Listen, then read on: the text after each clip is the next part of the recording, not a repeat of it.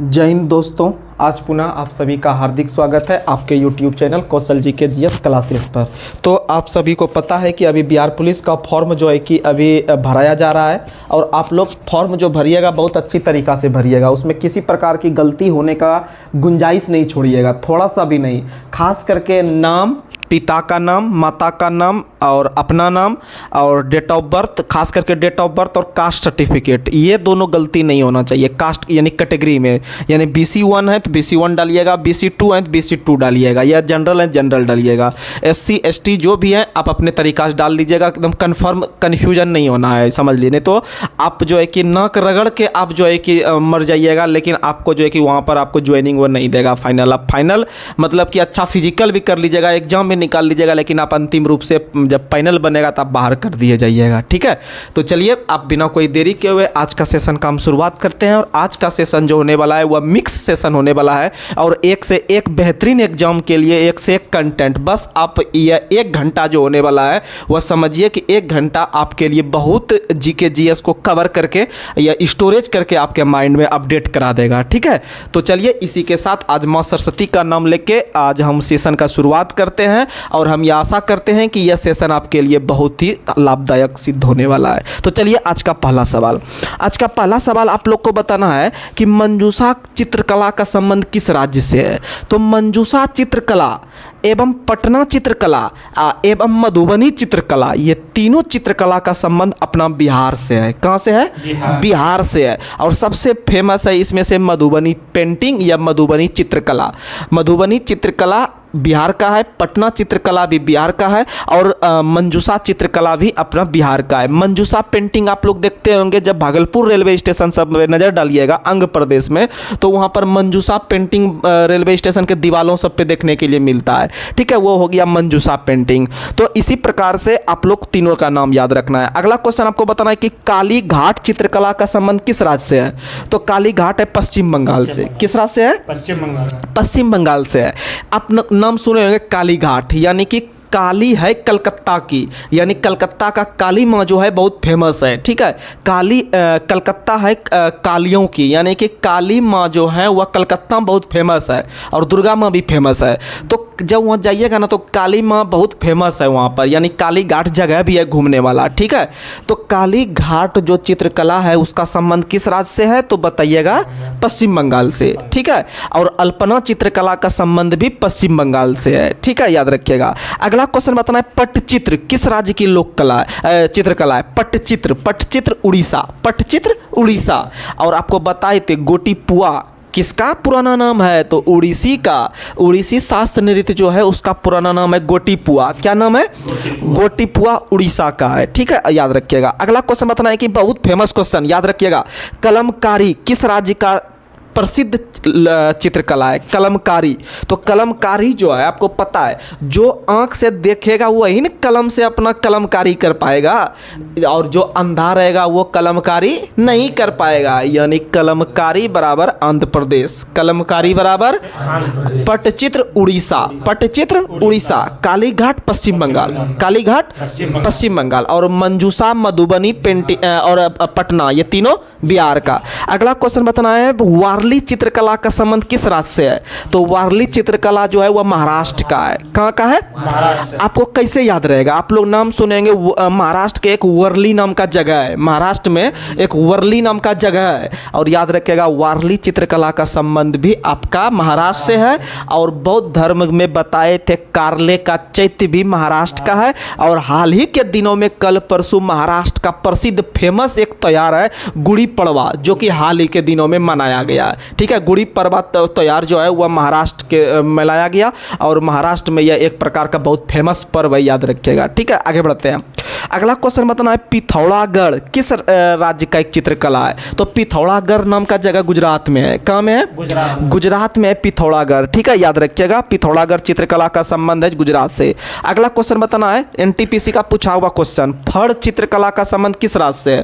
फड़ और फड़, और फड़ को हम फड़ नहीं पढ़ेंगे, पढ़ेंगे फाड़। क्या पढ़ेंगे? नहीं कहा जाता है कहीं जब झगड़ा उगड़ा होता है तो मार के फाड़ देंगे, बोला जाता है ना, यानी कि मार के फाड़ेगा कौन? जो वहां पर राज करेगा। यानी राज अगर करना है भैया तो एक दूसरे को फाड़ना पड़ेगा, यानी कि फाड़ चित्रकला का संबंध राजस्थान से है। कहाँ से है? राजस्थान से। और कलमकारी यानी कि आंध्र प्रदेश, कलमकारी आंध्र प्रदेश। अगला क्वेश्चन बताना है कांगड़ा चित्रकला का संबंध किस राज्य से है? तो कांगड़ा नामक जगह हिमाचल प्रदेश में है। कांगड़ा को हम लोग कंगना समझेंगे और कंगना का घर हिमाचल प्रदेश है, यानी कि कांगड़ा चित्रकला का संबंध हिमाचल प्रदेश। ठीक है। अगला क्वेश्चन बताना है कि बाघ चित्रकला का संबंध किस राज्य से है? मध्य प्रदेश। बाघ के लिए प्रसिद्ध फेमस जो पेंटिंग होता है वो मध्य प्रदेश में होता है। ठीक है, याद रखिएगा। अगला क्वेश्चन तंजौर चित्रकला का संबंध किस राज्य से है? तो तंजौर कहाँ है? तमिलनाडु में। तंजौर कहाँ है? तमिलनाडु में। आप लोग को पता होगा कि चोल वंश की राजधानी कहाँ हुआ करती थी?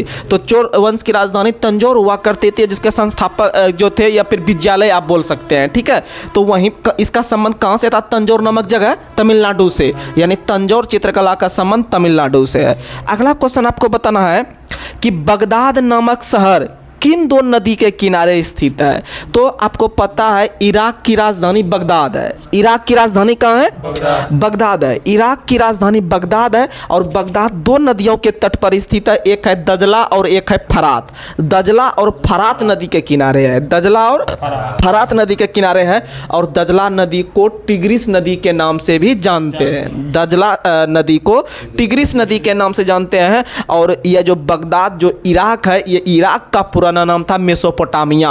अर्थात मेसोपोटामिया की सभ्यता किस देश में विकसित हुई? तो मिस्र में। कहाँ विकसित हुई? तो सॉरी इराक में। कहाँ? सॉरी इराक में। इराक में, याद रखिएगा। और नील नदी की देन मिस्र में कहा जाता है और मिस्र की सभ्यता का जन्म मिस्र में ही हुआ था, याद रखिएगा। ठीक है। अगला क्वेश्चन आपको बताना, अगर एक क्वेश्चन यहाँ बताते हैं, अगर बोलेगा कि विश्व का सबसे पुरानी सभ्यता कौन सी है? तो विश्व की सबसे पुरानी सभ्यता है मेसोपोटामिया की सभ्यता। और दूसरी सबसे पुरानी है आपका कौन? तो दूसरी सबसे पुरानी है मिस्र की सभ्यता। और तीसरा है हम लोग का सिंधु सभ्यता। हमारे देश भारत, अफगानिस्तान, पाकिस्तान, ये सब का जो सभ्यता है वो आपका सिंधु घाटी सभ्यता कहलाता है, इंडस वैली कहलाता है। तो ये जो है पूरे विश्व की तीसरी सबसे पुरानी सभ्यता। पहला मेसोपोटामिया, दूसरा मिस्र, तीसरा सिंधु घाटी और चौथा चीनी सभ्यता। चौथा कौन है? और चीनी सभ्यता कैंटोन सभ्यता पर आधारित है। ठीक है, याद रखिएगा। आगे बढ़ते हैं। अगला क्वेश्चन आपको बताना है, अगला क्वेश्चन मेगास्थनीज की पुस्तक इंडिका। बच्चा जानता है कि मेगास्थनीज के द्वारा इंडिका नामक पुस्तक का रचना किया गया था। लेकिन अगर आपसे पूछ दे क्वेश्चन कि मेगास्थनीज की पुस्तक इंडिका कितने समाज में बटा हुआ था? तो 100 से समाज, 100 से 7, 100 से समाज, 100 से। इसी तरह के एक सवाल आता है कि राजतरंगिणी पुस्तक के लेखक कलन है। तो राजतरंगिणी में कुल कितने तरंग है? 8 तरंग। कितने तरंग? 8 तरंग। राजतरंगिणी में कुल 8 तरंग और आपका मेगास्थनीज की पुस्तक इंडिका कुल 7 समाज में बटा हुआ है। दार्शनिक, योद्धा, किसान, निरीक्षक, शिकारी, मंत्री, व्यापारी। लेकिन इतना डीप में आपको नॉलेज नहीं रखना है, कम से कम 7 समाज आपको याद रखना है, क्योंकि समाज का साथ साथ विकास होना चाहिए, यानी समाज 7। अगला क्वेश्चन, और अगर आपसे क्वेश्चन पूछेंगे हम कि पाटलिपुत्र के प्रशासन के बारे में जानकारी किस पुस्तक से प्राप्त होती है? तो यही मेगास्थनीज की पुस्तक इंडिका से। वहीं पहला विदेशी यात्री भी कौन था भारत आने वाला? तो यही मेगास्थनीज था। और यही मेगास्थनीज ने पटना, जो कि पाटलिपुत्र के नाम से भी कहलाया, और इस पाटलिपुत्र को पोलीब्रोथा के नाम से पुकारा। ठीक है, और याद रखिएगा। और अपने बिहार को ऋग्वेद में किस नाम से पुकारा गया था? तो ऋग्वेद में मेरे बिहार को कीकट प्रदेश के नाम से पुकारा गया था। कीकट प्रदेश या फिर कीकट के नाम से। आगे बढ़ते हैं। अगला क्वेश्चन आप लोग को बताना है फीफा का स्थापना कब हुआ है? 1904 में। आपको पता है कि क्रिकेट जो खिलाती है वो विश्व की सबसे बड़ी संस्था आईसीसी है। उसी तरह से फुटबॉल को खिलाने वाली सबसे बड़ी संस्था पूरे विश्व में फीफा है। ठीक है, फीफा है, यानी federation international the football association, जिसका मुख्यालय कहाँ में है? तो जिसका हेडक्वार्टर है पेरिस के अंदर में एक जगह है, ज्यूरिक। ठीक है, याद रख लीजिएगा। इसका स्थापना अगर पूछेगा तो इसका स्थापना देखिएगा, पेरिस भी कहीं कहीं लेगा, कहीं कहीं इसका ज्यूरिक आंसर लेगा। लेकिन समझिए कि आप गलती कहाँ कर सकते हैं और क्वेश्चन क्या पूछेगा जो आप कंफर्म रहिएगा। तो दोनों इससे रिलेटेड था। जब इसका स्थापना 1904 में हुआ था तो उस समय इसका मुख्यालय पेरिस हुआ था, लेकिन वर्तमान समय में इसका मुख्यालय कहाँ है? तो ज्यूरिख में है। यानी क्वेश्चन पूछेगा कि फीफा का स्थापना कहाँ हुआ था, तो कहाँ हुआ था? पेरिस में हुआ था, लेकिन वर्तमान में मुख्यालय कहाँ है? ज्यूरिख। और यह ज्यूरिख शहर स्विट्जरलैंड में है। ज्यूरिख शहर कहाँ है? स्विट्जरलैंड में है। और इंटरनेशनल ओलंपिक कमेटी जो है, अंतर्राष्ट्रीय ओलंपिक संस्था जो है, इसका मुख्यालय लोसाने में है। ठीक है, और लोसाने भी स्विट्जरलैंड में है। लोसाने भी कहाँ है? स्विट्जरलैंड में। और स्विट्जरलैंड की राजधानी बर्न है। और स्विट्जरलैंड का अगर पूछेंगे आपसे कि उपनाम क्या है, तो कल भी आपको बताए थे बार बार कि यूरोप का खेल का मैदान किसे कहा जाता है? स्विट्जरलैंड को। और यही स्विट्जरलैंड जो यूरोप महाद्वीप में स्थित है, इसी देश में आल्प्स पर्वत का विस्तार सबसे अधिक है।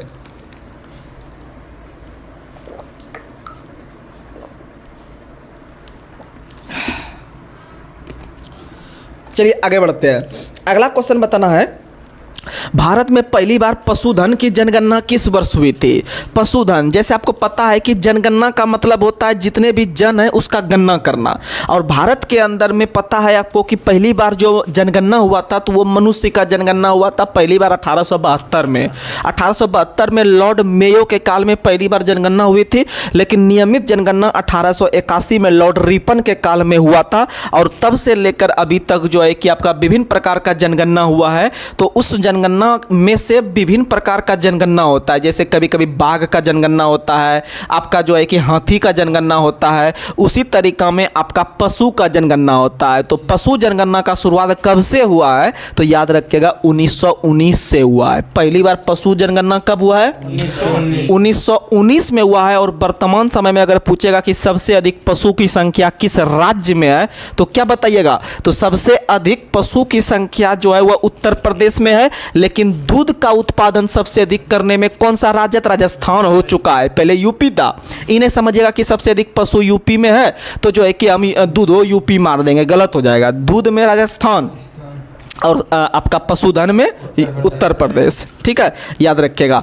अगला क्वेश्चन आप लोग को बताना है, अगला क्वेश्चन आप लोग को बताना है कि महात्मा गांधी के साथ कौन से अमेरिकी पत्रकार भारत छोड़ो आंदोलन के समय हिस्सा बने हुए था? यानी आपको पता है कि महात्मा गांधी से संबंधित दो पत्रकार आपको याद रखना है। दो पत्रकार में से याद रखना है, एक पत्रकार था सविनय अवज्ञा आंदोलन जो 1930 में हुआ था। इसके समय भी एक पत्रकार था अमेरिकी पत्रकार। और 1942 में जो भारत छोड़ो आंदोलन हुआ था उस समय भी एक अमेरिकी पत्रकार थे। तो 1942 के समय था लुइस फिशर और 1930 में सविनय अवज्ञा आंदोलन के समय था वेब मिलर। कौन था? Web Miller, web Miller. चलिए अगला क्वेश्चन बताना है, जम्मू कश्मीर के मार्शल आर्ट का नाम क्या है? तो जम्मू कश्मीर के मार्शल आर्ट का नाम है स्काई। क्या नाम है? स्काई। अब कैसे याद रहेगा? आपको पता है बर्फ पे स्केटिंग किया जाता है। स्केटिंग मतलब स्काई, स्काई मतलब उड़ता है। कहाँ का आदमी? जम्मू कश्मीर का आदमी। उसी तरह से पूछेगा कि गटका, बहुत फेमस क्वेश्चन, कि गटका किस राज्य का मार्शल आर्ट है? तो गटका जो है वह पंजाब का मार्शल आर्ट है। किसका मार्शल आर्ट है? पंजाब। गटका पंजाब, गटका पंजाब, गटका पंजाब। और स्काई जम्मू कश्मीर। और कलमकारी आंध्र प्रदेश, कलमकारी हाँ याद है। अब पिथौरागढ़ गुजरात, पिथौरागढ़ गुजरात, पिथौरागढ़। और मंजूसा बिहार, मंजूसा बिहार, मंजूसा। और बाघ मध्य प्रदेश, बाघ। तंजौर तमिलनाडु, तंजौर हाँ। उसके बाद अगर पश्चिम बंगाल का पूछेंगे तो काली घाट, काली घाट। अब पट्टचित्र उड़ीसा, पट्टचित्र उड़ीसा। चलिए बहुत अच्छा। हाँ, गोटीपुआ तो उड़ीसी का पुराना नाम है, वो तो शास्त्र नृत्य है। चलिए अगला क्वेश्चन बताना है, मलखम्ब किस राज्य का मार्शल आर्ट है? मलखम्ब मध्य प्रदेश का है, मध्य प्रदेश का मलखम्ब है मार्शल आर्ट। ठीक है, अगला क्वेश्चन बताइए, कलारू पट्टू किस राज्य का मार्शल आर्ट है? तो तो कलारूपट्टू केरल नाम से चल जाना है। कलारूपट्टू कहाँ का है? केरल का है। चलिए अगला क्वेश्चन, मुष्टि युद्ध किस राज्य का लोक नृत्य है? मुष्टि युद्ध यूपी का है। मुष्टि युद्ध कहाँ का है? लेकिन इसी से क्वेश्चन याद आया, ये सब स्टैटिक है भैया। अच्छा चल लड़का इसमें हिल जाता है स्टैटिक याद करने में, समझ लीजिए। वो सब्जेक्ट नहीं है फिजिक्स केमिस्ट्री बायोलॉजी की, वो आराम से बना देगा, ठीक है। इसमें आपको समझिए स्टैटिक जी के हर एग्जाम में अब बहुत ज़्यादा पूछने लगा, चाहे वो रेलवे के एग्जाम दीजिए या एसएससी जीडी के एग्जाम दीजिए, स्टैटिक पे पकड़ है तभी आप अच्छा स्कोर कर सकते हैं, समझ लीजिए। और स्टैटिक यही सब चीज़ है। युद्ध करके एक चीज हमको याद आया कि जैसे भी मुष्टि युद्ध हम यूपी बताए, एक है युद्ध नृत्य। युद्ध नृत्य किस राज्य का लोक नृत्य है? युद्ध नृत्य है अरुणाचल प्रदेश का। कहाँ का है? जैसे हम इसी से एक और हमको याद आया कि एक युद्धाभ्यास होता है विभिन्न देशों के बीच, युद्धाभ्यास, ठीक है। जैसे भारत पाकिस्तान के बीच तो नहीं है, होता है Bharat Sri Lanka, Bharat Myanmar, Bharat Japan, Bharat America और विभिन्न प्रकार के देश के बीच होता है। तो उसी में क्वेश्चन पूछता है कि युद्धाभ्यास किन दो देश के बीच होता है? इतने सा नाम है, युद्धाभ्यास किन दो देश के बीच होता है? युद्धाभ्यास यानी सब, उसका नाम नहीं दिया है, खाली युद्धाभ्यास नाम है। तो युद्धाभ्यास भारत अमेरिका के बीच होता है। युद्धाभ्यास अमेरिका याद रखना है। युद्धाभ्यास किसके बीच? भारत अमेरिका के बीच। युद्ध नृत्य अरुणाचल, मुष्टि युद्ध यूपी। अगला क्वेश्चन बताना है, थांगटा किस राज्य का मार्शल आर्ट है? मणिपुर। थांगटा मणिपुर। आपको कुछ याद रहे कि नहीं रहे भैया, कम से कम गटका पंजाब का और थांगटा मणिपुर का, ये दोनों याद रख के ही जाना है कम से कम।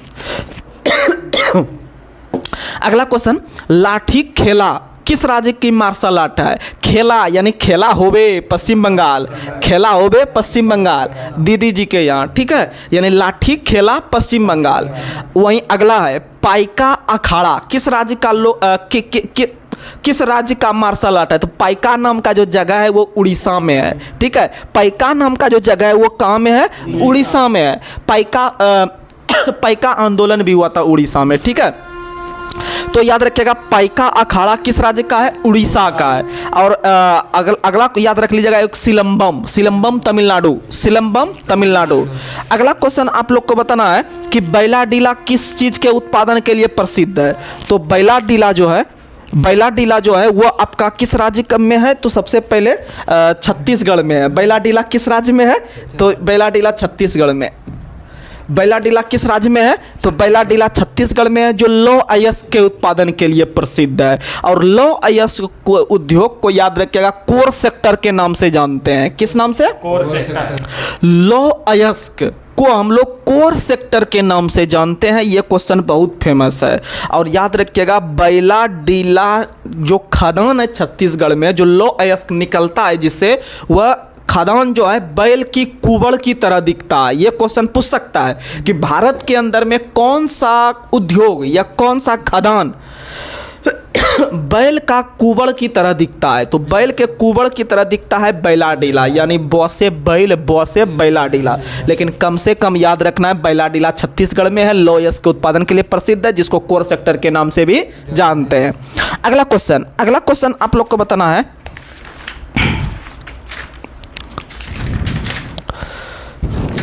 चलिए अगला क्वेश्चन आप लोग को बताना है कि कर्मनाशा नदी किन दो राज्य के बीच सीमा बनाती है? तो कर्मनाशा नदी जो है वो सबसे पहले याद रखिएगा कि वो उत्तर भारत की नदी है। और उत्तर भारत के अंदर अपना बिहार है और यूपी है। तो बिहार और उत्तर प्रदेश के बीच कर्मनाशा नदी आपका सीमा बनाती है।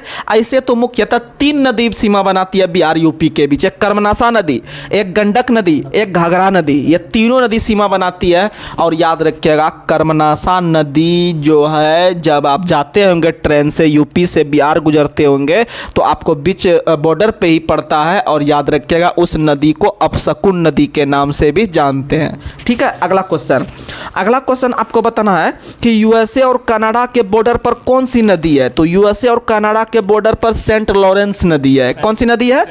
सेंट लॉरेंस नदी है। वहीं आप याद, पंखा कम करना, पवन पंखा कम कर दो, खांसी इधर ज़्यादा हो रहा है यार, इधर। हाँ रहने दो फिर गर्मी लगने लगेगा। ठीक है, खाइए नहीं तो नहीं खाइए ना। अरे खाइए, कोई दिक्कत नहीं है। अब भुट्टा से भी एगो ट्रिक बनाए थे ना, भुट्टा, यानी कि भू केंद्र सिद्धांत टॉलमी ने दिया था, भू केंद्र सिद्धांत टॉलमी। भुट्टा देखिएगा दो मतलब कि खगोलविद थे, एक था आपका कोपरनिकस, एक था आपका टॉलमी। तो दोनों ने अलग अलग सिद्धांत दिए थे, यानी एक दिया था सूखा। देखिएगा भुट्टा जो है भी सूखा जाएगा, इसीलिए इसको जल्दी खाने के लिए बोल रहे हैं, यानी कि भुट्टा सूखा, भुट्टा सूखा, यानी सूखा यानी सू से सूर्य केंद्र सिद्धांत, का से कोपरनिकस, और भुट्टा यानी भू केंद्र सिद्धांत टॉलमी। समझ में आ गया, टॉलमी। और याद रखिएगा कि आपका कोपरनिकस का संबंध किस देश से था? कोपरनिकस का संबंध जो था वो आपका किस देश से था? पोलैंड से था। और एक व्यक्ति का नाम है केपलर, केपलर का नाम सुने होंगे, जो कि ग्रहों का गति का नियम दिया था पक्का पक्की 1600 में, और ग्रहों का गति का नियम पक्का पक्की 1600 में केपलर ने दिया था, और केपलर का संबंध जर्मनी से। और एक और नदी याद रखिएगा, संकोच नदी। संकोच नदी पूछता है एग्जाम में कि भारत के किन दो राज्यों के बीच सीमा बनाती है? तो संकोच नदी असम और अरुणाचल, असम और अरुणाचल, ये क्वेश्चन बहुत बार एग्जाम में पूछा है। ठीक है, संकोच नदी असम और अरुणाचल प्रदेश के बीच सीमा बनाती है। अगला क्वेश्चन आप लोग को बताना है कि भारत पाक का सीमा का नाम क्या है? तो भारत और पाक के बीच दो को कम से कम आपको सीमा रेखा का नाम पता होना चाहिए। सबसे पहले एक याद रखेगा 24वीं समानांतर रेखा। 24वीं समानांतर रेखा यानी कि आपको 4 गो समानांतर रेखा कम से कम याद रखना है, ठीक है, जो कि डिजिट के नाम पे है। जैसे 24वीं समानांतर रेखा, उसी तरह 17वीं समानांतर रेखा, उसी तरह 38वीं समानांतर रेखा, उसी तरह 49वीं समानांतर रेखा। तो 17वीं समानांतर रेखा 17वीं यानी 17वीं समानांतर रेखा जो है वह उत्तरी वियतनाम और दक्षिणी वियतनाम के बीच है, ठीक है। और 24वीं समानांतर रेखा जो है वह आपका भारत पाकिस्तान के बीच है, और आपका 38वीं समानांतर रेखा जो है वह उत्तरी कोरिया और दक्षिणी कोरिया के बीच है, ठीक है। और आपका 49वीं समानांतर रेखा जो है यूएसए कनाडा के बीच है। और पूरे विश्व में सभी प्रकार के दो देशों के बीच जो रेखा का निर्धारण है उसमें सबसे बड़ी रेखा जो है यही 49वीं समानांतर रेखा है, जो कि यूएसए कनाडा के बॉर्डर पर है। और याद रखिएगा कि यूएसए कनाडा के बॉर्डर पर एक नदी भी आपको बताए हैं, सेंट लॉरेंस नदी। कौन सी नदी? सेंट लॉरेंस नदी। और याद रखिएगा कि भारत और पाकिस्तान का सीमा जो है वह आपका कौन सा एक और है नाम? तो एक तो 24वीं बता दिए, एक याद रखिएगा रेड क्लिफ रेखा। रेड क्लिफ रेखा भारत और पाकिस्तान के बीच है, जिसका निर्धारण सर जे रेड क्लिफ के द्वारा 1947 में, यानी जौन साल मतलब भारत से अलग हुआ पाकिस्तान, उसी साल रेड क्लिफ रेखा का निर्धारण हुआ था, रेड क्लिफ के द्वारा ही हुआ था, ठीक है। और यह जो रेड क्लिफ रेखा है यानी भारत पाक सीमा है, यह एक प्रकार का अध्यारोपित सीमा है। कैसा सीमा है? जैसे मान लीजिए कि हम और दोनों भाई हैं, ठीक है, दोनों के बीच मान लीजिए कुछ तरह का विवाद होता है घर में, तो न होता है कि चलो भाई इनको अलग दे देते हैं संपत्ति, मतलब जो भी है घर का बंटवारा करके हम अलग कर लेते हैं। यानी मान लीजिए ये थोड़ा कमज़ोर है और हम जो है कि थोड़ा मजबूत हैं, या फिर ये बात नहीं मान रहे हैं, तो हम क्या करते हैं इसको कि ज़बरदस्ती मतलब कि इनका हम कुछ सामान छीन लेते हैं, या ज़बरदस्ती इसको कुछ हम दे देते हैं ज़्यादा, मतलब कि एक तरह से जो चीज़ नहीं होना चाहिए था फिर भी हम उस पर तोप रहे हैं। यानी कहने का मतलब अध्यारोपित जो वो है आपका सीमा, वो भारत पाकिस्तान के बीच का सीमा है, अध्यारोपित सीमा। यानी हमेशा वो विवाद का चीज़ बना रहता है, यानी एक क्योंकि वो एक दूसरे पे तोपा गया है, ठीक है। तो अध्यारोपित सीमा कौन सा है? तो याद रखना है भारत पाकिस्तान की सीमा जो रेड क्लिफ है, जिसका निर्धारण 1947 में किया गया था, उसी को अध्यारोपित सीमा के नाम से। लेकिन पूरे विश्व में सबसे लंबी सीमा कौन सी है? तो पूरे विश्व में सबसे लंबी सीमा है आपका कौन सा? 49वीं समानांतर रेखा, जो यूएसए कनाडा के बॉर्डर पर है। और याद रखिएगा यूएसए और कनाडा के बीच ही विश्व का पहला आपका आधिकारिक तौर पर क्रिकेट मैच हुआ था। क्वेश्चन ये एनटीपीसी का पूछा हुआ सवाल है कि विश्व का कौन कौन से देश के बीच पहला आधिकारिक यानी ऑफिशियल क्रिकेट मैच हुआ था? तो यूएसए कनाडा के बीच। लेकिन बात उठता है कब हुआ था? तो लगभग 1932 में हुआ था, ठीक है। आगे बढ़ते हैं। वहीं अगर बात करते हैं जब सीमा का नाम आया है तो विभिन्न प्रकार का जो है कि भारत के अंदर में भी जो क्वेश्चन उठता है उससे भी हम आपको रिलेटेड करवा देते हैं, क्योंकि जब क्वेश्चन उठता है तो भैया कुछ भी क्वेश्चन आ सकता है, आपको अपने तरफ से तैयार रहना है, ठीक है। तो अगर हम बात करते हैं तटरेखा का, तो भारत के अंदर में पता है कि कुल 9 राज्य तटरेखा से लगे हुए हैं। 9 राज्य में से 5 राज्य हैं आपके पश्चिमी घाट में और 4 राज्य हैं पूर्वी घाट में, कुल 9 राज्य हैं। और इसमें सबसे लंबी तटरेखा अगर बात करें तो बच्चा जानता है कि गुजरात है। लेकिन अगर आपसे हम प्रश्न पूछते भैया कि भारत के अंदर में कौन से राज्य या केंद्र शासित प्रदेश, पहले क्वेश्चन सुनिएगा, भारत के अंदर में कौन से राज्य, ओब्लिक देख के वहां भी दे देता है दोनों चीज, कौन से राज्य या केंद्र शासित प्रदेश की सबसे लंबी सीमा है, और ऑप्शन में आपको गुजरात भी देगा, ऑप्शन में आपको जो है कि आंध्र प्रदेश भी देगा, ऑप्शन में आपको अंडमान निकोबार भी देगा, ऑप्शन में जो है कि आपको पश्चिम बंगाल भी देगा। तब आप क्या मारिएगा, तो बहुत लड़का 100 में अगर ऐसा क्वेश्चन दे देना तो 100 में 99% बच्चा गोलट जाएगा, गुजरात मार के निकल जाएगा, लेकिन कहानी लॉक हो जाएगा।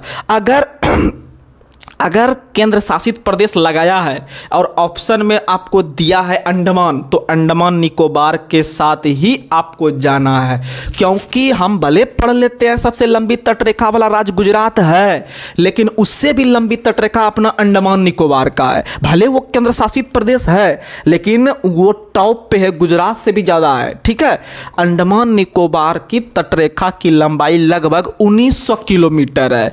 अब बताइए आप कि जैसे हम एक क्वेश्चन याद कर लेते हैं सिंपल, कि भारत का सबसे अधिक जनसंख्या घनत्व वाला राज्य बिहार है, लेकिन बिहार से भी ज़्यादा मेरा दिल्ली का है। ठीक है, भले वो केंद्र शासित प्रदेश है, लेकिन अगर दे दे वहाँ कि किस राज्य या केंद्र शासित प्रदेश का जनसंख्या घनत्व सबसे अधिक है, तब तो आपको दिल्ली जाना पड़ेगा। उसी तरीका से अगर ये क्वेश्चन सेट करेगा तो आपको अंडमान जाना पड़ेगा कि नहीं पड़ेगा, तो बिल्कुल जाना पड़ेगा, तभी सही होगा अंडमान निकोबार। तो अब आपको इस बात में क्लियर हो गए होंगे। और एक और चीज़ पूछता है क्वेश्चन, एक और चीज़ इसी तरह में डाउट होता है बच्चा को, क्या होता है कि अगर क्वेश्चन दे कि भारत के अंदर में किस राज्य में सबसे पहले मानसून प्रवेश करता है, तो सबसे पहले मानसून प्रवेश करता है तो बच्चा बोल देता है भैया केरल में करता है, लेकिन नहीं, वहां भी आपका कहानी लॉक हो सकता है। कैसे हो सकता है, तो यही अंडमान निकोबार ने आपका कहानी लॉक कर सकता है, क्योंकि अंडमान निकोबार द्वीप समूह जो है वो आपको केरल से भी पहले मानसून घुसती है अंडमान में, लेकिन वो बेचारा केंद्र शासित प्रदेश इसलिए ज़्यादा वैल्यू उसका अभी एग्जामिनर नहीं दे रहा है, लेकिन बदलते हुए पैटर्न पे वो भी आपको लॉक करने के लिए तैयार रहना है। ठीक है, तो आपको अंडमान निकोबार रहे और केरल रहे, बोलेगा कि सबसे पहले कहाँ आता है, तो आपको अंडमान आता है, तब आके आपको जो है कि केरल वगैरह देखना है कि राज्य पूछ रहा है क्या पूछ रहा है। ठीक है, तो ऐसे ऐसे क्वेश्चन से आपको अवगत होना पड़ेगा। आज 2025 भी अब खत्म हो जाएगा, इस तरह बढ़ते जा रहा है, और ध्यान आपको इस तरह से लगाना है पढ़ाई में कि अच्छा पैटर्न पे आपको पढ़ाई करना है। चलिए आगे बढ़ते हैं। हाँ, तो ये हो गया आपका राज्य में, और सबसे छोटा आपका कौन सा हो गया, गोवा। सबसे छोटा गोवा का है। ठीक है, और दूसरा सबसे अगर बोले कि दूसरा राज्य बताइए आपका लंबाई की दृष्टि से आपका तटरेखा में, तो वो आंध्र प्रदेश है। और दक्षिण भारत का सबसे बड़ा तटरेखा किस राज्य का है, तो उसी आंध्र प्रदेश का है। दक्षिण भारत में 2 क्वेश्चन बनता है आंध्र प्रदेश से, दूसरा सबसे लंबी तटरेखा, और आपका प्रायद्वीप भारत या दक्षिण भारत का सबसे लंबी तटरेखा, तो वही गुजरात आपका जो है कि आंध्र प्रदेश का है। ठीक है, अगला क्वेश्चन अगर बोले कि सबसे लंबी तटरेखा किस देश का है, तो सबसे लंबी तटरेखा कनाडा का है। कहाँ का है, कनाडा का है। लेकिन अगर पूछे कि सबसे लंबी तटरेखा किस महाद्वीप का है, तो कुल 7 महाद्वीप में से अपना महाद्वीप जो एशिया महाद्वीप है, इसकी तटरेखा सबसे लंबी है। अगर बोले कि सबसे लंबी तटरेखा किस हिंद महासागरीय देश का है, हिंद महासागरीय देश का मतलब है उससे आसपास जो सटा हुआ देश है। ठीक है, तो किस हिंद महासागरीय देश की तटरेखा सबसे लंबी है, तो उसमें से अपना भारत अपना जो है कि आपका हो जाएगा एशिया। क्या हो जाएगा, एशिया महाद्वीप। ठीक है, अगला क्वेश्चन अगर क्वेश्चन बोले कि सबसे लंबी तटरेखा दक्षिणी भारतीय राज्य, तो आंध्र प्रदेश, भारत का राज्य हो गया गुजरात, और केंद्र शासित प्रदेश में अंडमान निकोबार स्पेशल भी, और ओवरऑल इंडिया में भी वो टॉप कर जाएगा। चलिए आगे बढ़ते हैं। अगला क्वेश्चन आप लोग को बताना है, अगला क्वेश्चन आप लोग बताइएगा दुनिया की सबसे शांत रेखा कौन सी रेखा है। जैसे अभी आपको बताए, भारत पाकिस्तान के बीच रेड क्लिफ रेखा एक प्रकार का अध्यारोपित रेखा है, और विश्व की सबसे लंबी जो है कि आपका बॉर्डर जो है वो आपका यूएसए कनाडा का बॉर्डर है।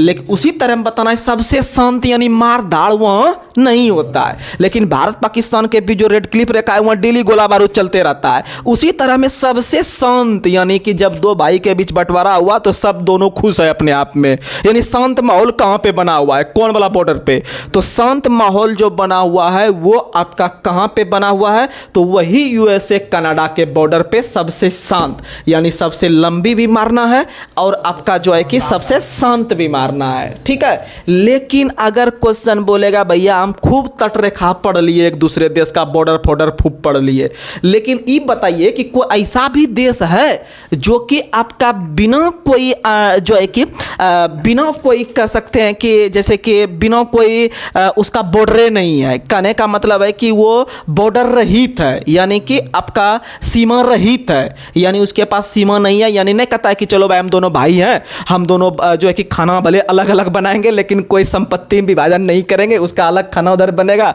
मेरा अलग बनेगा, यानी विवाद वहां पर कम बना रहेगा, ठीक है। तो वो भी कौन सा देश है, यानी सीमा रहित देश कौन सा है विश्व का एकमात्र, तो सीमा रहित का मतलब है बॉर्डर रहित, और जहां पर बॉर्डर रहता है वहीं पे सेना अधिक तैनात होता है। तो आप लोग न्यूज में सुनते होंगे कि जापान विश्व का एकमात्र ऐसा देश है जो कि अपना खुद का सेना नहीं रखता है। जापान ऐसा देश है, जैसे हम लोग भारत जो है ना बेचारा पूरा सेना एकदम आर्मी उर्मी को खिला पिला के रखता है पूरा, कि पाकिस्तान चाइना से मार होगा तो मैदान में उतारेंगे, लेकिन जापान ऐसा देश है, जापान ने बोला है भैया जिसको जो करना है कर लो, हम अपना सेना नहीं रखेंगे, लेकिन उनको सुरक्षा प्रदान करने का अधिकार अमेरिका को सौंप दिया है। जापान ने जो अपना टेंडर दे दिया है, बोला हम भर्ती उर्ती नहीं करेंगे, कुछ हमको टेंशन नहीं लेना है, हम डेवलप करेंगे टेक्नोलॉजी में। तो अमेरिका को बोल दिया भैया आप मेरे यहाँ सेना रखिए, जो बड़ा उड़ा होगा हम आपको दे दिया करेंगे, ठीक है। तो याद रखिएगा सीमा रहित देश कौन सा है, वो जापान है। कौन सा देश है? जापान। और जापान के बारे में पता है, टोक्यो फोक्यो बार बार बोलेंगे नहीं, आप लोग को तो वो सब पता हो गया होगा। थोड़ा पानी पी लेते हैं। पहले खतरनाक देश जापान, शांत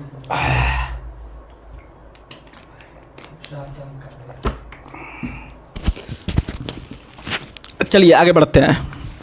तो आप लोग को सेशन अगर अच्छा लग रहा होगा 1% भी, तो आप एक बार लाइक जरूर कर दीजिएगा, ठीक है। अगर बाद में चल के आपको अगर नहीं अच्छा लगेगा तो वो जो लाइक किया उसको दोबारा छू दीजिएगा, वो अपने डिसलाइक हो जाएगा, टेंशन नहीं लेना है। लेकिन आप थोड़ा सुन लीजिए, क्योंकि एग्जाम में लेकिन भैया आएगा क्वेश्चन, तो लेकिन आपका क्वेश्चन वहाँ बनेगा, इसीलिए आप अच्छे से एक बार देखिए। चलिए आगे बढ़ते हैं। अगला क्वेश्चन आप लोग को बताना है, अगला क्वेश्चन आप लोग बताइएगा कि चीन के साथ सबसे लंबी सीमा साझा करने वाला राज्य कौन सा है। तो ऐसा क्वेश्चन पूछता है कि जैसे बहुत सारा पड़ोसी देश है, हम लोग पढ़ते हैं कि बचपन में MBA किया, यानी कि बचपन 4 देश हो गया, मेरे को कॉमन छोड़ दीजिए, MBA 4 3 7 को पड़ोसी देश हो गया, ठीक है। तो उसमें से हमको पूछता है क्वेश्चन कि जैसे बांग्लादेश हो गया, बांग्लादेश से सबसे लंबी सीमा साझा कौन सी राज्य करती है, पाकिस्तान से सबसे लंबी सीमा साझा कौन सी करती है, एक बार रिवीजन करवा देते हैं। तो बांग्लादेश के साथ कुल 5 राज्य सीमा साझा करती है, 5 राज्य सीमा साझा करती है, और उसमें से आपको कॉमन नाम लगता होगा, कभी कभी बांग्लादेश, कभी कभी पश्चिम बंगाल, दोनों कॉमन नाम लगता है, पश्चिम बंगाल बांग्लादेश, यानी बांग्लादेश के साथ सबसे लंबी सीमा साझा पश्चिम बंगाल करती है। कितना कौन करती है? पश्चिम बंगाल। उसके बाद अगर बात करते हैं चीन की, तो आपको पता है भारत और चीन के बीच एक राज्य पड़ता है अरुणाचल प्रदेश। अरुणाचल प्रदेश में ही बार बार चीन से मारधाड़ होते रहता है, डोकलाम विवाद सुने होंगे, जो पूरा सेना उतर गया था मैदान में, लाठी डंडा लेके भगा दिया, ठीक है। तो चीन के साथ सबसे लंबी सीमा साझा अरुणाचल प्रदेश, ठीक है। उसके बाद बात करते हैं पाकिस्तान का। बेचारा भारत को रहते पाकिस्तान राज नहीं कर सकता है, ठीक है। तो राजस्थान सबसे लंबी सीमा साझा करती है, और राजस्थान में जो आपका थार मरुस्थल है उसका जो हिस्सा पाकिस्तान में पड़ता है उसको चोलिस्तान के नाम से जाना जाता है, ठीक है। अगला सवाल अगर बात करते हैं नेपाल, नेपाल के साथ सबसे लंबी सीमा साझा जो करती है वह उत्तर प्रदेश करती है। कौन करती है? नेपाल, उत्तर प्रदेश। क्योंकि आपको पता है कि गौतम बुद्ध का जन्म कहाँ हुआ था, तो नेपाल के लुम्बिनी में, और नेपाल से जो है कि वो आ गया यूपी में सारनाथ वगैरह भी घुमा, और वो बिहार में भी घुमा, क्योंकि दोनों सटा हुआ राज्य नेपाल से। तो वह याद रखिएगा यूपी सबसे लंबी सीमा साझा करता है आपका नेपाल के साथ। वहीं बात करते हैं म्यांमार का, तो म्यांमार में अरुणाचल प्रदेश सबसे लंबी सीमा साझा करती है। कौन करती है? अरुणाचल प्रदेश करती है म्यांमार में। वही बात करते हैं भूटान, भूटान के साथ सबसे अधिक असम करती है। कौन करती है? असम करती है भूटान के साथ, ठीक है। भूटान और भारत के बीच 2-3 परियोजना बहुत फेमस है, पूछता है बार बार एग्जाम में, ठीक है। तो चूखा जल विद्युत परियोजना, मांगछेदु जल विद्युत परियोजना, खोलोंगछू जल विद्युत परियोजना, ये सब परियोजना जो है वो भारत और भूटान के बीच है, ये सब आता है। वहीं बात करते हैं अफगानिस्तान के साथ, तो बेचारा एक लेह लद्दाख टकराया हुआ है, तो इससे ज़्यादा आप क्वेश्चन नहीं पूछेगा। चलिए अब जो है कि हम कुछ आपसे आज साइंस के बारे में क्वेश्चन रिवीजन करते हैं, क्योंकि साइंस थोड़ा माइंड को अपडेट करता है।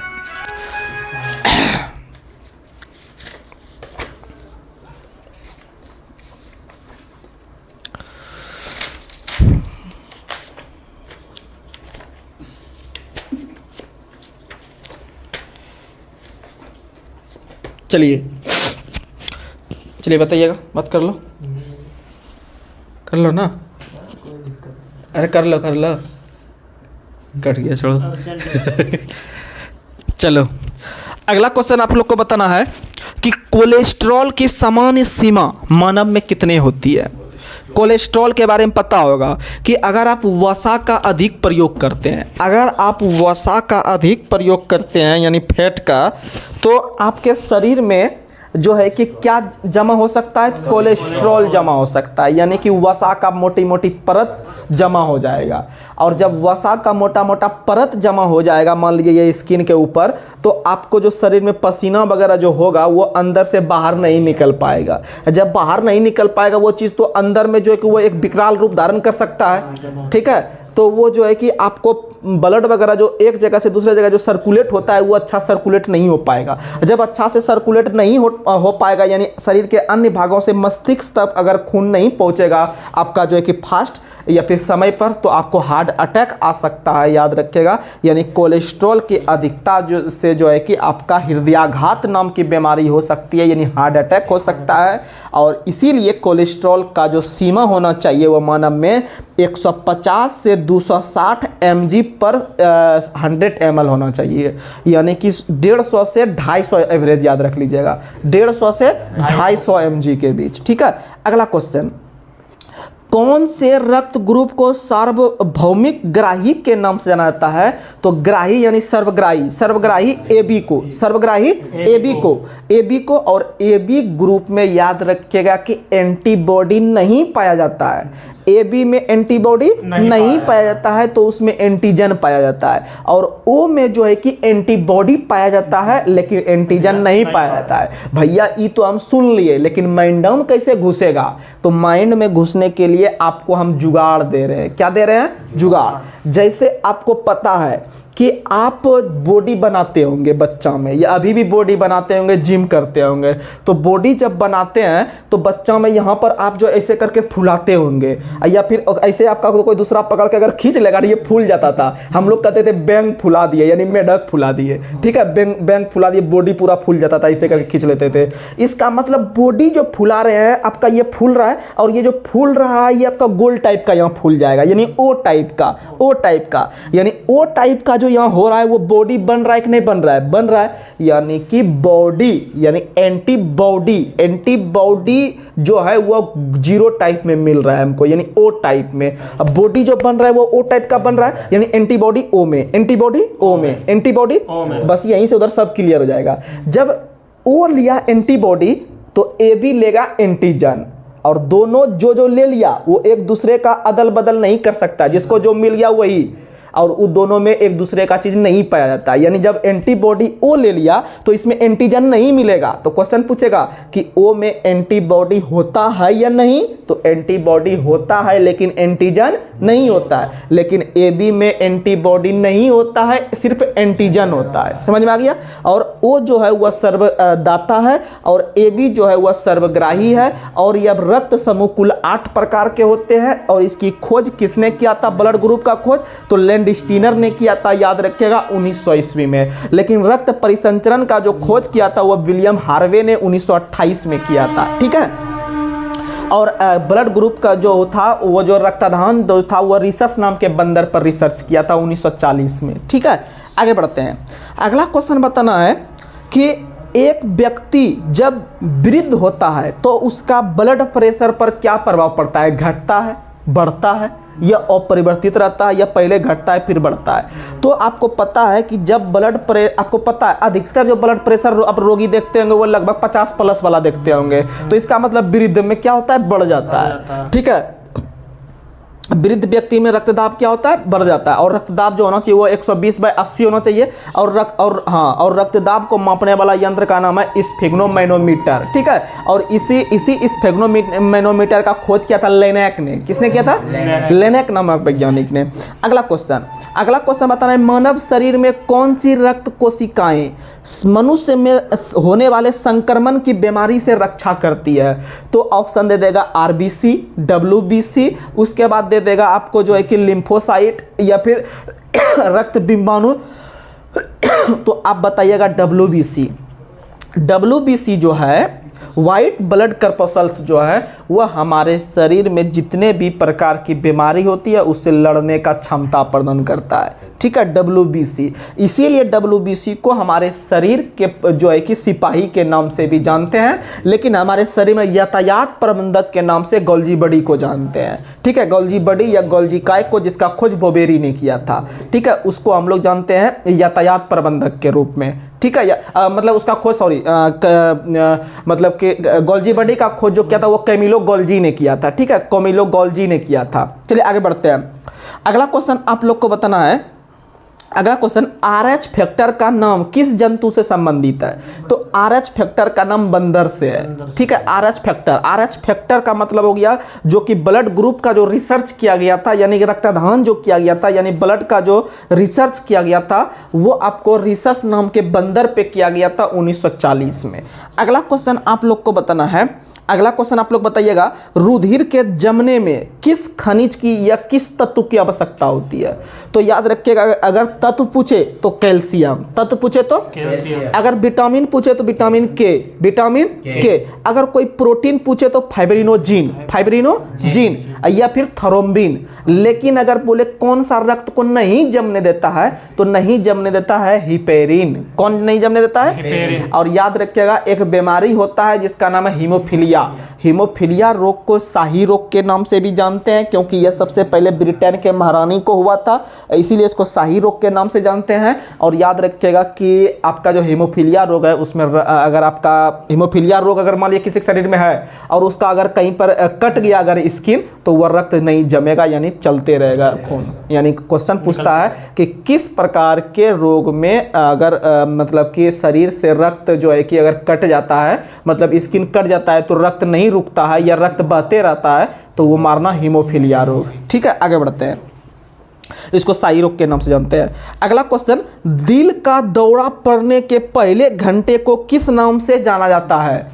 ठीक है, अगर किसी को दिल का दौरा पड़ा यानी हार्ट अटैक जिसको कहते हैं, ठीक है, तो हार्ट अटैक कहते हैं जिसको दिख रहे हैं ना, कि थोड़ा इधर आ जाइए, नहीं दिख रहा है, ठीक है, हाँ, थोड़ा उधर भी मोटिवेट करना पड़ेगा, क्योंकि हमारे साथी लोग जो हैं बहुत ही मतलब कह सकते हैं कि मतलब खतरनाक रूप से जो है कि देख रहे हैं, तो सामने से आप लोग थोड़ा अट्रैक्टिव रहना पड़ेगा, तभी तो जो है कि हमारे जो देख रहे हैं इतना मतलब कि चाहने वाले, हमें इतना प्यार देने वाले, वो और अपने प्यार को बढ़ा सके, ठीक है। तो और उसी तरीक़ा से क्वेश्चन हम आगे भी कर रहे हैं। तो मेरा क्वेश्चन था कि दिल का दौरा पड़ने के पहले घंटे को किस नाम से जाना जाता है? तो जैसे दिल का दौरा पड़ता है तो लोग डॉक्टर के पास लेके जाता है जल्दी से उसको, तो 1 घंटा का जो पहला पीरियड कहलाता है, उस पीरियड को क्या नाम कहा जाता है? तो उसको गोल्डन आवर कहा जाता है। क्या कहा जाता है? गोल्डन आवर कहा जाता है। क्या कहा जाता है? गोल्डन आवर कहा जाता है, याद रखिएगा। यानी आपके पास अभी गोल्डन चांस है, भैया बचा लो इसको जल्दी से 1 घंटा के अंदर, नहीं तो 1 घंटा का अगर ज़्यादा हो गया फिर कहानी लॉक हो सकता है। चलिए आगे बढ़ते हैं। अगला क्वेश्चन बताना, एंजाइम है एक प्रकार का क्या? तो एंजाइम एक प्रकार का जैविक उत्प्रेरक है। क्या है? जैविक उत्प्रेरक। ये क्वेश्चन बहुत बार पूछता है कि एंजाइम होते हैं क्या? तो एक प्रकार के जैविक उत्प्रेरक, यानी जैविक यानी जैव क्रिया में ये एक प्रकार के कैटलिस्ट के रूप में काम करते हैं, यानी अभिक्रिया की दर को बढ़ा सकते हैं, अभिक्रिया की दर को घटा सकते हैं एंजाइम, ठीक है। और एंजाइम मूल रूप से किसके बने होते हैं? वो प्रोटीन से बने होते हैं, ठीक है, याद रखिएगा। और अमीनो अम्ल भी किससे बने होते हैं? तो वो भी प्रोटीन से बने होते हैं, और जब जहां भी प्रोटीन देखते हैं वहां पर नाइट्रोजन देखते हैं, ठीक है, याद रखिएगा। अगला क्वेश्चन बताना है, एनीमिया रोग किस पोषक पदार्थ की कमी के कारण होता है? तो एनीमिया रोग जो होता है वो याद रखिएगा आपके लोहे के कमी से होता है, लेकिन किस अम्ल की कमी से? तो याद रखिएगा फोलिक एसिड की कमी से। किस एसिड की कमी से? फोलिक एसिड की कमी से। अगला क्वेश्चन आप लोग को बताना है, अगला क्वेश्चन, कीट का अध्ययन क्या कहलाता है? कीट पतंग का अध्ययन। तो कीट पतंग का अध्ययन एंटमोलॉजी, कीट पतंग का अध्ययन एंटमोलॉजी। लेकिन अगर आपसे क्वेश्चन बोलेगा केचुआ का उत्पादन क्या कहलाता है? वर्मी कल्चर, केचुआ वर्मी कल्चर। अगर आपसे क्वेश्चन बोलेगा जनसंख्या का अध्ययन, तो जनसंख्या का अध्ययन होता है जनांकिकी या डेमोग्राफी, ठीक है। अगला क्वेश्चन बोलेगा अंगूर का उत्पादन, विटीकल्चर, विटीकल्चर अंगूर का। अगला क्वेश्चन मृदा का अध्ययन, पेडोलॉजी, मृदा का अध्ययन। अगला क्वेश्चन आप लोग को बताना है कि भारतीय पारिस्थितिकी विज्ञान का पिता किसे कहा जाता है? तो भारतीय पारिस्थितिकी विज्ञान का पिता रामदेव मिश्र को कहा जाता है, रामदेव मिश्रा को कहा जाता है। अगला क्वेश्चन बताना, जीवाणु विज्ञान का पिता किसे कहा जाता है? तो वो दिमाग नहीं लगाना है कि जीवाणु का कोई ल्यूवेनहॉक है तो ल्यूवेनहॉक मार देंगे, नहीं, गलत हो जाएगा। जीवाणु विज्ञान का पिता रॉबर्ट कोच को कहा जाता है। किसे कहा जाता है? रॉबर्ट कोच को कहा जाता है जीवाणु विज्ञान का पिता, याद रखिएगा। अगला क्वेश्चन, उत्परिवर्तन का जनक किसे कहा जाता है? उत्परिवर्तनवाद का जनक Hugo de Vries, Hugo de Vries को उत्परिवर्तन यानी म्यूटेशन का जनक जो कहा जाता है वो ह्यूगो डी ब्रिज को कहा जाता है। अगला क्वेश्चन आप लोग को बताना है, सुहागा का सूत्र क्या होता है? यानी बोरेक्स का सूत्र। ये क्वेश्चन पूछता है एग्जाम में, ग्रुप डी में पूछेगा, आपको एलपी टेक्नीशियन में भी पूछ सकता है, ठीक है, CBT 1 में। तो बोरेक्स या सुहागा का सूत्र होता है Na2B4O7 और जल के 10 अणु लगा देना है। यानी बोरेक्स या सुहागा में जल के 10 अणु होते हैं। जैसे आपको पता है धोने वाला सोडा में आपका जो होता है सोडियम जो कार्बोनेट होता है, वो धोने वाला सोडा में भी जल के 10 अणु काम करते हैं। यानी कि Na2CO3 × 10H2O होता है सोडियम कार्बोनेट, यानी धोने वाला सोडा का रासायनिक सूत्र। और सुहागा का होता है Na2B4O7 × 10H2O, यानी 10 लगा हुआ है जल का अणु, ठीक है। आगे बढ़ते हैं। अगला क्वेश्चन, विरंजक चूर्ण का सूत्र क्या होता है जिसको ब्लीचिंग पाउडर कहते हैं? तो CaOCl2, CaOCl2। और आपका साधारण नमक का क्या होता है? NaCl, यानी सोडियम क्लोराइड। क्या होता है? सोडियम क्लोराइड होता है। और एक बच गया आपका बेकिंग सोडा, बेकिंग सोडा को कहते हैं सोडियम बाइकार्बोनेट। इसका सूत्र होता है आपका NaHCO3, NaHCO3। अगला क्वेश्चन आप लोग को बताना है, अम्लराज किसका किसका मिश्रण होता है? तो अम्लराज जिसको हम लोग एक्वारेजिया के नाम से जानते हैं, और अम्लराज जो होता है वह 3HCl प्लस 1HNO3, HNO3 मतलब नाइट्रिक अम्ल, नाइट्रिक अम्ल, ठीक है। और यही सुनिएगा, यही बता देते हैं, यही नाइट्रिक अम्ल का प्रयोग सोने को साफ करने में या फिर सोने को शुद्धिकरण करने में करते हैं, ठीक है। जो साफ करता है सोनार वगैरह, वही नाइट्रिक अम्ल का प्रयोग करता है। और कपड़े से जो जंग का जो धब्बा हटाते हैं वो ऑक्जेलिक अम्ल से, और ऑक्जेलिक अम्ल जो है वह टमाटर में मिलता है। किस में मिलता है? टमाटर में। अगला क्वेश्चन बताना है, अगला क्वेश्चन आप लोग बताइएगा। अगला क्वेश्चन, मार्स गैस का सूत्र क्या होता है? तो याद रखिएगा, मार्स गैस का सूत्र होता है CH4। क्या होता है? CH4 होता है। क्या होता है? CH4 होता है। अगला क्वेश्चन आपको बताना है, एल्कोहल का सूत्र क्या होता है? तो C2H5OH, C2H5OH एल्कोहल का सूत्र होता है। इसको हम लोग एथाइल एल्कोहल के नाम से भी जानते हैं, ठीक है। चलिए अगला क्वेश्चन। अगला क्वेश्चन, अग्निशामक यंत्र में कौन सी गैस भरी जाती है? तो याद रखना है CO2। अग्निशामक यंत्र यानी कि फायर एग्जॉस्टर जो होता है उसमें हम लोग किसका प्रयोग करते हैं? तो वो CO2 गैस का प्रयोग करते हैं। और कभी कभी इसमें हेलोन का भी प्रयोग करते हैं, और कभी कभी इसमें जो है कि CTC का भी प्रयोग करते हैं, यानी कार्बन टेट्राक्लोराइड, यानी CCl4 का भी प्रयोग करते हैं। इसको शॉर्ट में CTC कहते हैं, कार्बन टेट्राक्लोराइड कहते हैं, ठीक है, याद रखिएगा। आगे बढ़ते हैं। और याद रखना एक चीज कि अगर बिजली से लगी है आग तो कभी भी उस पर पानी का प्रयोग नहीं करें, पानी का प्रयोग। और आग कितने प्रकार के? 4 प्रकार के। देखिएगा, बहुत डीप पढ़िएगा तो 5 प्रकार का आग होता है, लेकिन मुख्यतः कितने प्रकार के होते हैं? 4, ABCD, ABCD। और यह भी बता देते हैं कि क्लास A में किस प्रकार के आग को रखा गया है, क्लास B में रिवीजन करवा देते हैं। जो LP CBT 2 में बैठने वाले हैं, ये कॉमन जानकारी रखने वाले हैं किसी को बताने के लिए, तो वो समझने का कोशिश कीजिएगा। यानी पहले में लकड़ी से संबंधित जो आग लगता है, ठीक है, उसको A में रखता है। और दूसरे में जो पेट्रोल हो गया, डीजल हो गया, इस तरह का जो आग लगेगा उसको बी में रखेंगे। और तीसरे में जो गैस से आग लगेगा, बिजली नहीं, बिजली भैया चौथा में चलेंगे, अभी टेंशन नहीं लीजिए, ठीक है। इलेक्ट्रिक से जो लगेगा आग वो चौथा में चलेंगे। तीसरा में बता रहे हैं, तीसरा में जो लगेगा गैस से आग लगेगा। किससे लगेगा? विभिन्न प्रकार का जो एलपीजी गैस, ये फलना चिलना गैस जो रहता है, गैस सिलेंडर में जो आग लगता है वो हो गया सी प्रकार का। और जितने भी इलेक्ट्रिक है, इलेक्ट्रिक से आग लगेगा, प्लस में जितना भी धातु तत्व है जैसे सोडियम, मैग्नीशियम, इस तरह के तत्व में अगर आग लगेगा तो वो डी प्रकार में जाएगा, अर्थात आग का 4 प्रकार। लेकिन ये तो हम बोलने का बोल दिया, आप सुन लिए, लेकिन याद नहीं रहा कि कौन किस में आया, ठीक है। उसके लिए आपको हम जुगाड़ देंगे। क्या देंगे? देसी जुगाड़। यानी कि पहला जो आपको याद रखना है लौ अक्षर, यानी लौ, और दूसरा प, लप। नहीं जैसे आपको रसगुल्ला तैयार खाने तो लप से खा लेते हैं, लो प लप, और रसगुल्ला जैसे अंदर गया यानी गई, यानी लो प लप गो ई गई, लो प लप गो ई गई, गो ई गई नहीं कहता है चली गई, यानी वही लग गई, ठीक है। यानी लौ से पहला में मार देना है, क्या? लौ से लकड़ी से, ए हो गया। दूसरा प से पेट्रोल समझना है, यानी समझ रहे हैं जब पेट्रोल हुआ तो भैया डीजल भी पूछेगा तो इन्हें कि तब बौक जाना है आपको, ठीक है। और दूसरा हो गया प से, और तीसरा गो से गैस, और चौथा ई यानी इलेक्ट्रिक, इलेक्ट्रिक। और इसी इलेक्ट्रिक में धातु भी आपको रखना है, लो प लप गोई गई। अब बताइए जुगाड़ हुआ कि नहीं? यही जुगाड़ से भैया हम बता पाए थे, हमको भी याद नहीं रहता है, ठीक है। आगे बढ़ते हैं। अगला क्वेश्चन आप लोग को बताना है, फोटोग्राफी में किस रासायनिक यौगिक का प्रयोग किया जाता है? तो फोटोग्राफिक में सिल्वर ब्रोमाइड का प्रयोग करते हैं। किसका प्रयोग? Silver bromide. और अभी जो साइंस जो पूछ रहे हैं ना, ये ग्रुप डी में बहुत फायदा करेगा, समझ लिए। ग्रुप डी में हुबहू क्वेश्चन आता है साइंस का। तो फोटोग्राफी में किस रासायनिक का प्रयोग करते हैं? Silver bromide. और सिल्वर ब्रोमाइड का सूत्र भी पूछता है AgBr, AgBr। और Ag यानी कि चांदी का संकेत हो गया, यानी सिल्वर का संकेत हो गया, ठीक है। और Br ब्रोमाइड। अगला क्वेश्चन आप लोग को बताना है, किस ईंधन का ऊष्मीयमान सबसे अधिक होता है? ये किसी भी एग्जाम में क्वेश्चन आता है और कॉमन क्वेश्चन है ये। किस प्रकार के ईंधन का ऊष्मीयमान, यानी ऊष्मीयमान का मतलब है अगर मान लीजिए कि ये मतलब कोई वस्तु है उसको हम जलाए, ये कितना ऊष्मा दिया, उसी को ऊष्मीयमान कहते हैं। और सबसे अधिक ऊष्मीयमान जो होता है वो हाइड्रोजन का होता है। किसका होता है? हाइड्रोजन, हाइड्रोजन का।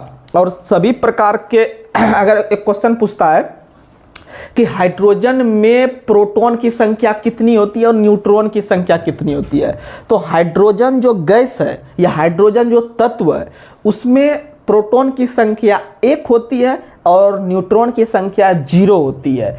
क्योंकि प्रोटॉन की संख्या बराबर परमाणु संख्या बराबर इलेक्ट्रॉन की संख्या, और हाइड्रोजन का परमाणु संख्या जब 1 हुआ तो इसका मतलब प्रोटॉन का संख्या भी 1 होगा। और जब और द्रव्यमान संख्या भी उसका 1 ही होता है, तो इसका मतलब न्यूट्रॉन को भैया 0 होना पड़ेगा, तभी न जाके प्रोटॉन प्लस न्यूट्रॉन बराबर द्रव्यमान होगा। जब आपका प्रोटॉन 1 दे रहा है तो वह भी 1 दे देगा, तो कहानी लॉक हो जाएगा, फिर वहां पर कॉन्सेप्ट गड़बड़, यानी कि न्यूट्रॉन का संख्या 0। अगला क्वेश्चन आप लोग को बताना है, गोबर गैस का मुख्य घटक क्या है? तो गोबर गैस का मुख्य घटक है मीथेन। मीथेन का सूत्र होता है CH4, और इसी मीथेन को मार्स गैस के नाम से भी जानते हैं। और मीथेन गैस जो है वह आपके गाय के मुंह से भी निकलता है, जुगाली करते टाइम दलदली क्षेत्रों से भी निकलता है, और आपका धान के खेतों से भी निकलता है मीथेन गैस। अगला क्वेश्चन आप लोग को बताना है कि पृथ्वी के वायुमंडल में कौन सी गैस सर्वाधिक मात्रा में पाई जाती है? नाइट्रोजन 78%, और नाइट्रोजन का खोज रदरफोर्ड ने किया है। ऑक्सीजन का खोज प्रिस्टले ने किया है। हाइड्रोजन का खोज कैवेंडिश ने किया है। लेकिन हाइड्रोजन बम का खोज एडवर्ड टेलर ने, न्यूट्रॉन बम का खोज सैमुअल कोहेन ने, और परमाणु बम का खोज जो किया है आपका ओपेनहीमर ने किया है, ठीक है। अगला क्वेश्चन, हरा कशिश का रासायनिक नाम क्या होता है? Ferrous sulphate. हरा कशिश का रासायनिक नाम फेरस सल्फेट होता है। अगला क्वेश्चन आप लोग को बताना है, CNG का पूर्ण रूप क्या होता है? CNG का पूर्ण रूप होता है कंप्रेस्ड नेचुरल गैस, यानी कि उसको कंप्रेस्ड यानी उसको संपीड़ित करके भरे हैं उसमें, यानी कि द्रवीभूत पेट्रोलियम गैस। सॉरी हमको वो एलपीजी याद आ गया, लिक्विफाइड पेट्रोलियम गैस। इसका फुल फॉर्म होता है कंप्रेस्ड नेचुरल गैस, ठीक है, कंप्रेस्ड नेचुरल गैस सीएनजी, और एलपीजी हो गया लिक्विफाइड पेट्रोलियम गैस, ठीक है, याद रखिएगा। अगला क्वेश्चन आता है परमाणु रिएक्टर का सर्वप्रथम विकास किसने किया था? तो परमाणु रिएक्टर जो है यानी न्यूक्लियर रिएक्टर जो है जहाँ से बिजली पैदा होता है, इसका पहली बार जो खोज किया था अमेरिका के एक वैज्ञानिक थे एनरिको फर्मी। अमेरिका के एक वैज्ञानिक थे एनरिको फर्मी के द्वारा इसका खोज किया गया था। अगला क्वेश्चन रेडियो सक्रियता का खोज किसने किया है? Henry Becquerel. किसने किया है? हेनरी बेकुरल ने रेडियो सक्रियता का खोज 1896 में किया था, ठीक है, और इसीलिए रेडियो सक्रियता का इकाई है क्यूरी। क्या है? क्यूरी, याद रखिएगा। चलिए अब थोड़ा सा इसको चेंज करते हैं, अब आते हैं थोड़ा सा।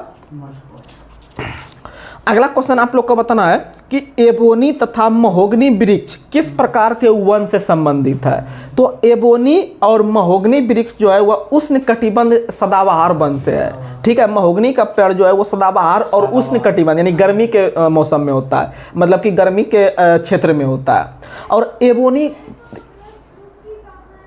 देखिएगा, एबोनी का वृक्ष बहुत आदमी नहीं नाम सुने होंगे, लेकिन जो आईटीआई किए होंगे, ठीक है, या फिर जो एलपी का तैयारी कर रहे होंगे यानी जो इंजीनियरिंग ड्राइंग पढ़े होंगे, ठीक है, उनको एबोनी पढ़े होंगे वो, ठीक है, जो भी आईटीआई कॉलेज से किए होंगे वो एबोनी वहाँ पर आपको पढ़ाया जाएगा, क्योंकि इंजीनियरिंग ड्राइंग का जो पहला क्लास होता है उसी में आपको उसका जो सामग्री लगता है वो ड्राइंग बोर्ड बनाने में, ठीक है, जिस पर रख कर ड्राइंग बनाते हैं ऐसे करके, जो टेबल टाइप का बना हुआ रहता है, वो जो बना रहता है लकड़ी का, वो सिंपल लकड़ी का नहीं बना हुआ होता है, वो होता है एबोनी लकड़ी का ही बना हुआ, ठीक है, एबोनी लकड़ी का ही बना हुआ होता है। इसीलिए क्वेश्चन पूछता है एग्जाम में कि ड्राइंग बोर्ड किस प्रकार के लकड़ी का बना होता है, तो वो एबोनी का बना होता है, ठीक है। तो एबोनी और महोगनी जो है वह उष्णकटिबंध सदाबहार वनों से संबंधित है। चलिए आगे बढ़ते हैं।